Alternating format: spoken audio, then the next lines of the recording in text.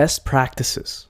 We've seen a lot so far when it comes to roles and privileges and the management of it all. But what are the best practices? How do we go about managing this in a proper way? And as I've said throughout this portion, all of what I've shown you here is not super related to all of the things that we've been doing so far. It doesn't make you better at writing SQL queries, and it doesn't make you better at managing that data. But what it does give you is that foundation of knowledge around how databases work, and if you were to go and manage your own database, how you could go about it.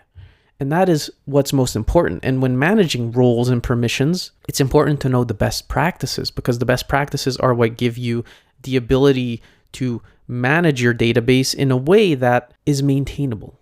And so with that, I wanted to go through some of the best practices, which I've mentioned in the previous video. Now, the point here isn't to make you a database administrator, but it is to give you that solid foundation and knowledge to go ahead and look at these things and become better at these things as you go along. If you wanted to manage your own database, if you wanted to create it, security is important. Security is vital. And just having a root user, just having that Postgres user, just having that super user, well, that isn't really managing roles in a proper way. That's just giving full access, keys to the castle type of stuff. We don't want that. We want you to know how to manage roles and permissions. And so always, always, always go with the principle of least privilege. Now, the principle of least privilege says, give no privileges at all, and then start layering them. Don't start off with super users and then revoke privileges, or not that you could, but don't start with users that have all of the privileges and then remove privileges. No, start with no privileges at all and start layering them like a cake. The principle of least privilege says you have no privileges until someone gives you them. You have to be given the privilege to do something.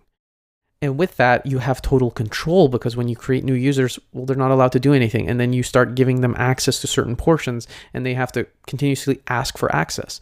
Now, some of you may say, well, this is not favorable. I don't want to constantly be going back and forth, but it's how you gain the ability to control access strictly, because we're talking about data here. We're talking about things that make the company tick. You have to be extremely cautious with data. You can't just go willy-nilly. And, when we were looking at role management, well, we had these attributes, the ability to give super user, the ability to grant roles, the ability to log in and all these things, and they gave certain privileges. But then when we looked at the more granular privileges, we saw, hey, not everything is immediately accessible unless you're the owner of this data or a super user. So we have to go in and grant more specific privileges. And the way we could do that is we could create roles that have those specific privileges, the ability to select, the ability to update, the ability to delete on certain parts. And we can go split those into specific roles. We could create an employee read, an employee update, an employee delete, and we could grant those specific roles to users. And that would be a way to manage.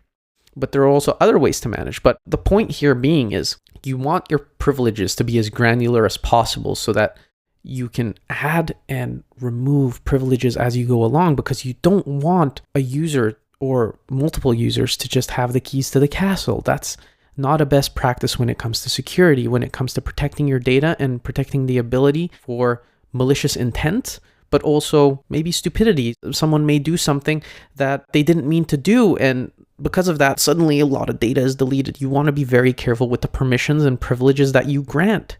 You want to be very careful. And another best practice when it comes to the role in user management is don't use your admin super user by default. There is someone in the company that will be the admin and the super user.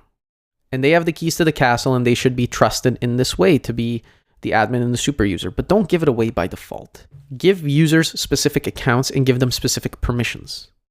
That way you have control. Control is key when it comes to user and role management. Keep that in mind.